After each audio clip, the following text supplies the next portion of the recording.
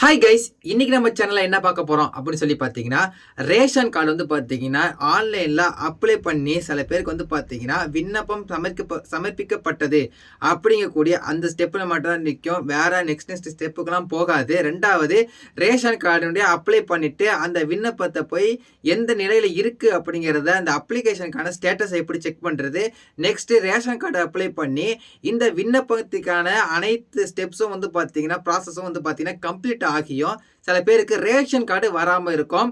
அப்படி ration card வராமல் இருக்கிறதுனால வந்து பார்த்தீங்கன்னா நிறைய பேர் வந்து பார்த்தீங்கன்னா அவங்களுடைய ரேஷன் கார்டில் எந்த ஒரு பொருளும் வாங்க முடியாத நிலையும் வந்து பார்த்தீங்கன்னா ஏற்பட்டிருக்கும். அதாவது உங்களுக்கு பொங்கல் பரிசு, நெக்ஸ்ட் இது போல பணமாக இருந்தாலும் சரி, அதுக்கான பொருட்களையும் சரி வாங்க முடியாத நிலையும் வந்து பார்த்தீங்கன்னா ஏற்படும். அதனால இந்த வீடியோவில் ரேஷன் கார்டு சம்பந்தமாக இருக்கக்கூடிய அனைத்து கேள்விகளுக்கும் வந்து பார்த்தீங்கன்னா ஒரே வீடியோவில் ஃபுல்லாக பதில் சொல்லியிருக்கிறோம். இந்த பிரச்சனைகள்லாம் இருந்தால் எப்படி சரி பண்ணுறது அப்படிங்கிறதுக்கு இந்த வீடியோவில் நம்ம ரொம்ப தெளிவாக சொல்லியிருக்கோம். வீடியோவை ஸ்கிப் பண்ணாமல் ஃபுல்லாக பாருங்கள்.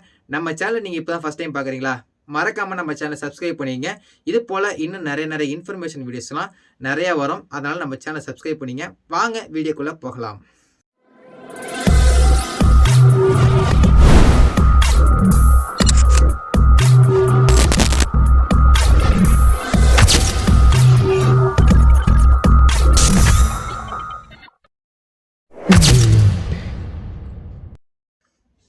இப்போ ரேஷன் கார்டு நம்மளுடைய சேனலில் எப்படி அப்ளை பண்ணுறது அப்படிங்கிறதுக்கான வீடியோ வந்து பார்த்திங்கன்னா முன்னாடி அப்லோட் பண்ணியிருக்கோம்.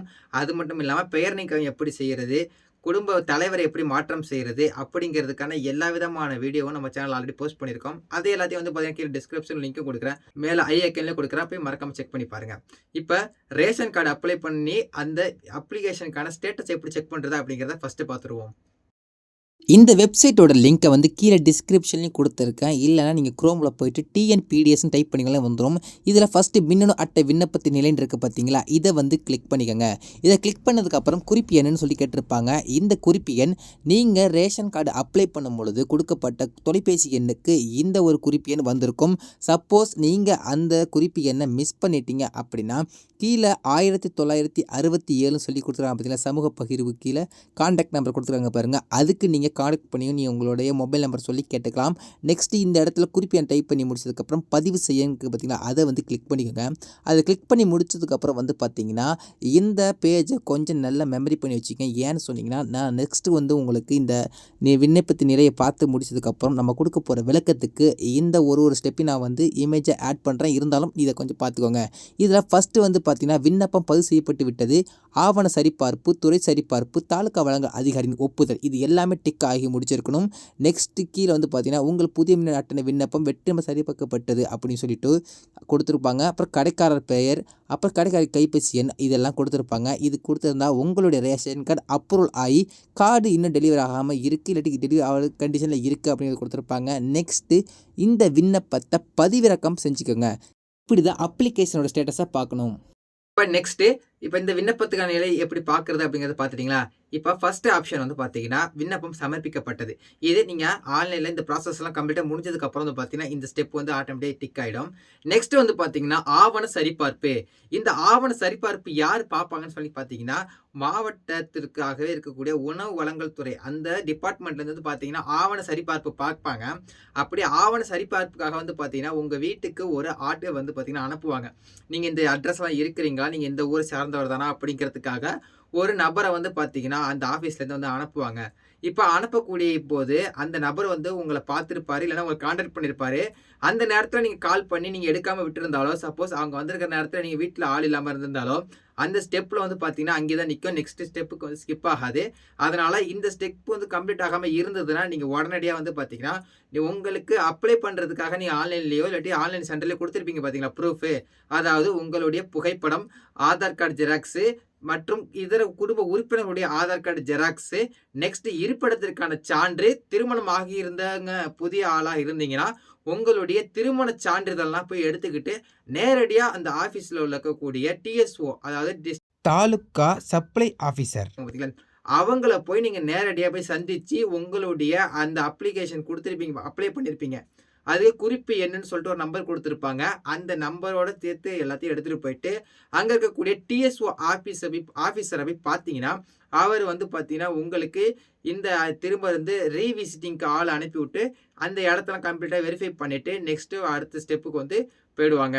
இப்ப சில பேருக்கு வந்து ஒரு டவுட் வரும். இந்த நேரடியா வரக்கூடிய ஆட்கள் வேற ஏதாவது கேட்பாங்களா? அப்படின்னு சொல்லி நெனைப்பீங்க. ஆமாங்க கேட்பாங்க. அத நான் இந்த வீடியோல சொல்ல முடியாது. ஆனா புரிஞ்சுக்கோங்க. கேட்பாங்க. ஓகேங்களா? அதுக்கப்புறம் நீங்க வந்து அ அந்த ஆஃபீசர் வந்து விசிட்டிங் வராங்க பார்த்தீங்களா? அவங்கள்ட்ட நீங்க வந்து அதில குடுக்க முடியாது. அது எப்படி குடுக்க முடியும்? அப்படிங்கிற மாரிலாம் நீங்க பேசுனீங்கன்னா, கண்டிப்பா சொல்றேன் உங்களுக்கு ஜென்மம் ஆனாலுமே ரேஷன் கார்டு வராது. அதனால இந்த விஷயங்கள்ல கொஞ்சம் சரியா இருந்துக்கங்க. இத வந்து நம்ப யாராலயும் மாத்த முடியாது. அதனால அவங்க வந்து கேட்கிறத குடுத்துட்டு, நெக்ஸ்ட் இதுக்கு வந்து நீங்க போயிடலாம். நெக்ஸ்ட் துறை சார்ந்ததெல்லாம் வந்து பார்த்தீங்கன்னா, இது எதுவுமே பயப்பட வேண்டியதில்ல. இந்த ஒரே ஒரு தடவ நீங்க அவங்கள பார்த்து கவனிச்சு விட்டீங்கன்னா போதும். நெக்ஸ்ட்டு உங்களுக்கு ரேஷன் கார்டு வந்துரும். சில பேருக்கு ரேஷன் கார்டுக்கு இந்த அப்ளிகேஷன் கம்ப்ளீட்டா ஃபில் ஆயிருக்கும். அதாவது ஆவண சரிபார்ப்பு, துறை சரிபார்ப்பு, நெக்ஸ்ட்டு அந்த டிஎஸ்ஓ ஆஃபீஸருடைய அப்ரூவல்லாம் வந்து குடுத்து கம்ப்ளீட்டா முடிஞ்சு, ரேஷன் கார்டு வந்து பிரிண்ட்ல இருந்திருக்கும். அப்படி சொல்லிட்டு தான் வந்திருக்கும். அவங்களுக்கு ரேஷன் கார்டு வராமலே இருந்திருக்கும். இப்ப இவங்க என்ன பண்ணணும் அப்படின்னு சொல்லி பார்த்தீங்கன்னா, அதே நேரடியா டிஎஸ்ஓ ஆஃபீஸர போய் பார்த்து, இந்த மாரி அப்ளை பண்ணதுக்கான கார்டு இன்னும் வரல அப்படின்னு சொன்னீங்கன்னா, அவங்க அந்த இஷ்யூவ வந்து கிளியர் பண்ணி குடுப்பாங்க. சப்போஸ் அப்படி அவங்கள பார்க்கறதுக்கு உங்களுக்கு நேரம் பத்தாத குறைக்கு, உங்களுடைய கடை எண் அதாவது குடுத்திருப்பாங்க. அது கடையினுடைய அந்த உரிமையாளர் இருப்பாரு பார்த்தீங்களா? ஒரு கடைக்கும் வந்து அதிகாரி நியமிச்சிருப்பாங்க இல்லையா? அந்த அதிகாரியுடைய நம்பரும், அவங்களோட பெயரும் வந்து குடுத்திருப்பாங்க. அவங்கள நேரடியாகவோ, இல்லாட்டி தொலைபேசி மூலமா வந்து பார்த்தீங்கன்னா, அவங்கள விசிட் பண்ணுங்க. விசிட் பண்ணீங்கன்னா, அவங்க வந்து இந்த கார்டு வரதுக்கான ஹெல்ப் பண்ணுவாங்க.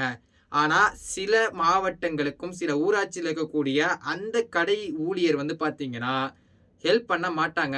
அதுக்காக நான் ஃபர்ஸ்ட்டே சொல்றேன். உங்களுடைய டிஎஸ்ஓ ஆஃபீஸரை பார்த்தீங்கன்னா, இது எல்லாத்துக்குமே சொல்யூஷன் அங்க தான் கிடைக்கும். நெக்ஸ்ட்டு இப்ப ரேஷன் கார்டு அப்ளை பண்றதுக்கு நெறைய பேர் வந்து பார்த்தீங்கன்னா, திருமண சான்றிதழ் வச்சிருக்க மாட்டாங்க. அப்ப அவங்கலாம் எப்படி அப்ளை பண்றது அப்படி சொல்லி பார்த்தீங்கன்னா, உங்களுடைய பத்திரிக்கை அதாவது நீங்க வந்து ஃப்ரெண்ட்ஸ் கார்டுன்னு சொல்லுவாங்க பார்த்தீங்களா? அந்த கார்டு வந்து அதுல வந்து அப்லோட் பண்ணாதீங்க. உங்களுடைய மஞ்சள் பத்திரிக்கை அதாவது இந்துக்கள் வந்து பார்த்தீங்கன்னா, மஞ்சள் பத்திரிக்கை ஃப்ரண்ட்ல வந்து ரோஸ் கலர்ல இருக்கும். உள்ளார வந்து பார்த்தீங்கன்னா, மஞ்சள் கலர்ல இருக்கும் பார்த்தீங்களா? அந்த பத்திரிக்கைய வந்து அப்லோட் பண்ணீங்கனாலே போதும். இஸ்லாமியர்கள் வந்து பார்த்தீங்கன்னா, அவங்க நார்மலா அடிக்கக்கூடிய அந்த பத்திரிக்கையே போதும். இல்லன்னா அவங்களுடைய ஜமாத்ல வந்து பார்த்தீங்கன்னா, ஒரு லெட்டர் வந்து குடுப்பாங்க. ஒரு ஃபார்ம் மாரி குடுப்பாங்க. அதுல வந்து பார்த்தீங்கன்னா, அந்த மணமகன், மணமகளுடைய பெயர்லாம் போட்டு, அந்த ஊர் நிர்வாகத்திலேருந்து வந்து பார்த்தீங்கன்னா, சீல்லாம் அடிச்சு குடுப்பாங்க. அத அப்லோட் பண்ணீங்கனாலே போதும். இந்த ரேஷன் கார்டுக்கு அ புதுசா அப்ளை பண்றதாக இருக்கட்டும், பெயர் நீக்கம் பண்ணுவதா இருக்கட்டும், இது எல்லாத்துக்குமே அவங்களுடைய பத்திரிக்கை இஸ்லாமியர்களா இருக்கக்கூடியவங்க, அவங்களுடைய ஜமாத் குடுக்கக்கூடிய லெட்டர் அப்லோட் பண்ணீங்கனாலே போதும். பெயர் நீக்கம் பண்ணிக்கலாம்.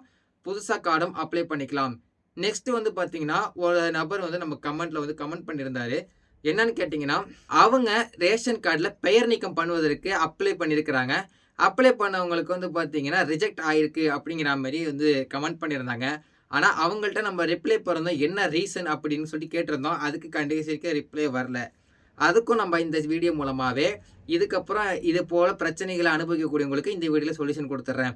அதாவது உங்களுடைய ரேஷன் கார்டு புதிய விண்ணப்பம் அப்ளை பண்ணியிருந்தாலும் சரி, இல்லை என்றால் பெயர் நீக்கம் செய்றதாக இருக்கட்டும், குடும்ப உறுப்பினர் தலைவர மாற்றதா இருக்கட்டும். இதுல எதுவாச்சும் ஒண்ணு பிரச்சனை ஆயிடுச்சு. அந்த அப்ளிகேஷன் வந்து ரிஜெக்ட் ஆயிடுச்சுன்னா, அதுக்கு கீழ ஒரு காரணங்கள குடுத்திருப்பாங்க. உதாரணத்துக்கு போதிய ஆவணங்கள் இல்லாத காரணத்தால ரிஜெக்ட் பண்ணியிருக்கோம். அப்படிங்கிற பண்ணியிருப்பாங்க. சில பேருக்கு ஆவணங்கள் பத்தவில்லைன்னு சொல்லி போட்டிருப்பாங்க. அதாவது ஆவணம் வந்து இது வந்து ஏத்துக்க முடியாது. அப்படிங்கிற மாரிலாம் வந்து பார்த்தீங்கன்னா, ரீசன் வந்து போட்டிருப்பாங்க. அந்த ரீசன நீங்க தெரிஞ்சுக்கிட்டீங்கன்னா, அடிஷனல் டாக்குமெண்ட் அதாவது மறுபரிசீலனை விண்ணப்பம் சொல்லி குடுத்திருப்பாங்க. அதுல போயிட்டு உங்களுடைய அப்ளை பண்றது அப்படி சொல்லி பார்த்தீங்கன்னா, உங்களுடைய பத்திரிக்கை அதாவது நீங்க வந்து ஃப்ரெண்ட்ஸ் கார்டுன்னு சொல்லுவாங்க பார்த்தீங்களா? அந்த கார்டு வந்து அதுல வந்து அப்லோட் பண்ணாதீங்க. உங்களுடைய மஞ்சள் பத்திரிக்கை அதாவது இந்துக்கள் வந்து பார்த்தீங்கன்னா, மஞ்சள் பத்திரிக்கை ஃப்ரண்ட்ல வந்து ரோஸ் கலர்ல இருக்கும். உள்ளார வந்து பார்த்தீங்கன்னா, மஞ்சள் கலர்ல இருக்கும் பார்த்தீங்களா? அந்த பத்திரிக்கைய வந்து அப்லோட் பண்ணீங்கனாலே போதும். இஸ்லாமியர்கள் வந்து பார்த்தீங்கன்னா, அவங்க நார்மலா அடிக்கக்கூடிய அந்த பத்திரிக்கையே போதும். இல்லன்னா அவங்களுடைய ஜமாத்ல வந்து பார்த்தீங்கன்னா, ஒரு லெட்டர் வந்து குடுப்பாங்க. ஒரு ஃபார்ம் மாரி குடுப்பாங்க. அதில் வந்து பார்த்தீங்கன்னா அந்த மணமகன் மணமகளுடைய பெயர்லாம் போட்டு அந்த ஊர் நிர்வாகத்திலேருந்து வந்து பார்த்தீங்கன்னா சீல்லாம் அடித்து கொடுப்பாங்க. அதை அப்லோட் பண்ணிங்கனாலே போதும். இந்த ரேஷன் கார்டுக்கு புதுசாக அப்ளை பண்ணுறதாக இருக்கட்டும், பெயர் நீக்கம் பண்ணுவதாக இருக்கட்டும், இது எல்லாத்துக்குமே அவங்களுடைய பத்திரிகை இஸ்லாமியர்களாக இருக்கக்கூடியவங்க அவங்களுடைய ஜமாத் கொடுக்கக்கூடிய லெட்டர் அப்லோட் பண்ணிங்கனாலே போதும். பெயர் நீக்கம் பண்ணிக்கலாம், புதுசாக கார்டும் அப்ளை பண்ணிக்கலாம். நெக்ஸ்ட் வந்து பார்த்தீங்கன்னா ஒரு நபர் வந்து நம்ம கமெண்ட்ல வந்து கமெண்ட் பண்ணியிருந்தாரு. என்னன்னு கேட்டிங்கன்னா என்னன்னு பார்த்தீங்கன்னா, அவங்க ரேஷன் கார்டில் பெயர் நீக்கம் பண்ணுவதற்கு அப்ளை பண்ணியிருக்கிறாங்க. அப்ளை பண்ணவங்களுக்கு வந்து பார்த்தீங்கன்னா, ரிஜெக்ட் ஆயிருக்கு அப்படிங்கிற மாரி வந்து கமெண்ட் பண்ணியிருந்தாங்க. ஆனா, அவங்கள்ட்ட நம்ம ரிப்ளை பண்ணிருந்தோம். என்ன ரீசன் அப்படின்னு சொல்லி கேட்டிருந்தோம். அதுக்கு கடைசிக்கு ரிப்ளை வரல. அதுக்கும் நம்ம இந்த வீடியோ மூலமாவே இதுக்கப்புறம் இது போல பிரச்சனைகளை அனுபவிக்கக்கூடியவங்களுக்கு இந்த வீடியோல சொல்யூஷன் கொடுத்துட்றேன். அதாவது உங்களுடைய ரேஷன் கார்டு புதிய விண்ணப்பம் அப்ளை பண்ணியிருந்தாலும் சரி, இல்லை என்றால் பெயர் நீக்கம் செய்கிறதாக இருக்கட்டும், குடும்ப உறுப்பினர் தலைவரை மாற்றதா இருக்கட்டும், இதில் எதுவாச்சும் ஒன்று பிரச்சனை ஆயிடுச்சு, அந்த அப்ளிகேஷன் வந்து ரிஜெக்ட் ஆயிடுச்சுன்னா, அதுக்கு கீழே ஒரு காரணங்களை கொடுத்துருப்பாங்க. உதாரணத்துக்கு போதிய ஆவணங்கள் இல்லாத காரணத்தால் ரிஜெக்ட் பண்ணியிருக்கோம் அப்படிங்கிற பண்ணியிருப்பாங்க. சில பேருக்கு ஆவணங்கள் பத்தவில்லைன்னு சொல்லி போட்டிருப்பாங்க. அதாவது ஆவணம் வந்து இது வந்து ஏற்றுக்க முடியாது அப்படிங்கிற மாதிரிலாம் வந்து பார்த்தீங்கன்னா ரீசன் வந்து போட்டிருப்பாங்க. அந்த ரீசனை நீங்கள் தெரிஞ்சுக்கிட்டீங்கன்னா அடிஷ்னல் டாக்குமெண்ட், அதாவது மறுபரிசீலனை விண்ணப்பம் சொல்லி கொடுத்துருப்பாங்க. அதில் போயிட்டு உங்களுடைய டாக்குமெண்ட்ஸ் அப்லோட் பண்ணிவிட்டு நேரடியாக டிஎஸ்ஓ போய் பார்த்து, இந்தாங்க நீங்கள் கேட்ட டாக்குமெண்ட் வந்து ரிஜெக்ட் பண்ணியிருந்தீங்க, அடிஷ்னல் டாக்குமெண்ட் இதை நாங்கள் இது கொடுக்குறோம் அப்படின்னு சொல்லி அவங்கள பார்த்தீங்கன்னா, நெக்ஸ்ட்டு அது திரும்ப மறுபரிசீலனை செஞ்சு அந்த ரேஷன் கார்டுக்கான விண்ணப்பத்திற்கான அந்த ஸ்டெப்பை வந்து பார்த்தீங்கன்னா அவங்க கம்ப்ளீட் பண்ணி கொடுப்பாங்க. ஆக மொத்தம் இந்த வீடியோ மூலமாக நீங்கள் புரிஞ்சிக்க வேண்டியது என்னன்னு சொல்லி கேட்டிங்கன்னா, உங்களுக்கு எந்த பிரச்சனை வந்தாலும் சரிங்க, நீங்கள் கடை ஊழியரை பார்ப்பதை விட டிஎஸ்ஓ ஆஃபீஸரை பார்த்து உங்களுடைய பிரச்சனைக்கு அவங்கள்ட்ட சொல்யூஷன் தேடுற மாதிரி இருக்கும். இதில் என்ன ஒரு பிரச்சனை கேட்டிங்கன்னா, அந்த டிஎஸ்ஓக்கு நீங்கள் வந்து பார்த்தீங்கன்னா சில விஷயங்களில் வந்து கவனிக்கிற மாதிரி இருக்கும். நான் தப்பான முறையில் சொல்ல வரல. இந்த விஷயத்தில் வந்து பார்த்தீங்கன்னா அவங்களுக்கு நீங்கள் கவனிச்சிங்கன்னா தான் உங்களுக்கு இந்த எல்லா விதமான அப்ளிகேஷனும் அப்ரூவல் ஆகுதா இருக்கட்டும் சரி, ரிஜெக்ட் ஆகிறதா இருக்கட்டும் சரி, இது எல்லாமே நடக்கும். இந்த வீடியோவில் உங்களுக்கு தேவையான இன்ஃபர்மேஷன் எல்லாத்தையும் நான் கொடுத்துருப்பேன் அப்படிங்கிறத நான் நம்புகிறேன். இதில் வேறு ஏதேனும் சந்தேகங்கள் இருந்தால் மறக்காமல் கமெண்ட் பாக்ஸில் கமெண்ட் செக்ஷனில் கமெண்ட் பண்ணுங்கள். நம்மளுடைய இன்ஸ்டாகிராம் பேஜில் வந்து பார்த்தீங்கன்னா நம்ம வந்து இதே போல் வீடியோஸ்லாம் போடுறோம். உங்களுக்கு இமிடியேட்டாக சொல்யூஷன் வேணும் அப்படின்னு சொல்லி நீங்கள் நினச்சிங்கன்னா நம்மளுடைய இன்ஸ்டாகிராம் பேஜை ஃபாலோ பண்ணிவிட்டு அதில் வந்து நமக்கு மெசேஜ் பண்ணுங்கள். கண்டிப்பாக உங்களுக்கு ரிப்ளை பண்ணுறேன். இது போல் இன்னும் நிறைய இன்ஃபர்மேஷனல் வீடியோஸை நீங்கள் பார்க்கணும்னு நினச்சிங்கன்னா மறக்காமல் நம்ம சேனலை சப்ஸ்கிரைப் பண்ணி வச்சுக்கிங்க.